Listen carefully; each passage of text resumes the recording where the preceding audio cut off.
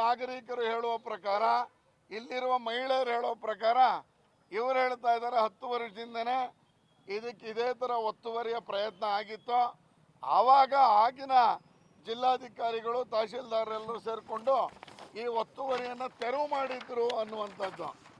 ಈಗ ನೀರಿಲ್ಲ ಅನ್ನೋ ಕಾರಣಕ್ಕೆ ಕೆರೆ ಅಂತ ಇಲ್ಲ.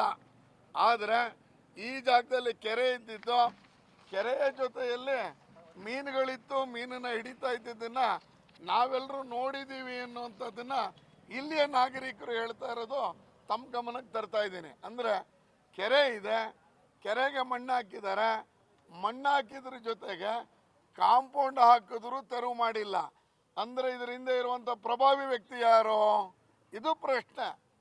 ಪ್ರಭಾವಿ ವ್ಯಕ್ತಿ ಇಲ್ಲದೆ ಹೋದರೆ ಜಿಲ್ಲಾಡಳಿತ ಮೊನ್ನೆ ನಾನು 140 ಎಕರೆ 140 ಕೋಟಿಯ ಪ್ರಾಪರ್ಟಿಯನ್ನು ವಶ ಮಾಡ್ಕೊಂಡಿದ್ದೀವಿ ಅಂತ ಏನು ಮೂಡಾದವರು ಮೊನ್ನೆ JCB ಗರ್ಜನೆ ಮಾಡಿದ್ರಲ್ಲ, ಇದನ್ನ ಯಾಕೆ ಮಾಡಿಲ್ಲ?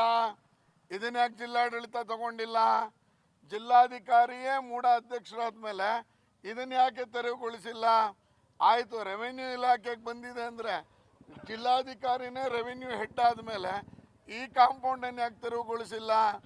ಇದರ ಹಿಂದೆ ಇರುವಂಥ ಪ್ರಭಾವಿ ವ್ಯಕ್ತಿಗಳು ಯಾರು? ಹಂಗಾದ್ರೆ ಯಾರೋ ಪೀಟರ್ ಅನ್ನೋರು ತಾವೆಲ್ಲರೂ ನೋಡಿದ್ದೀರಿ, ಬೋರ್ಡ್ ಹಾಕ್ಕೊಂಡಿದ್ದಾರೆ.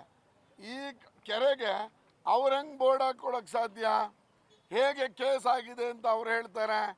ಕೇಸ್ ಆಗಿದೆಯಾ ಅಂತ ನೋಡಬೇಕಾಗಿತ್ತು, ಆದರೆ ಅದನ್ನು ತೆರವು ಮಾಡಬೇಕಾಗಿತ್ತು. ಕೆರೆ ಅನ್ನೋ ಕಾರಣಕ್ಕೆ ರಕ್ಷಣೆ ಮಾಡಬೇಕಾಗಿತ್ತು.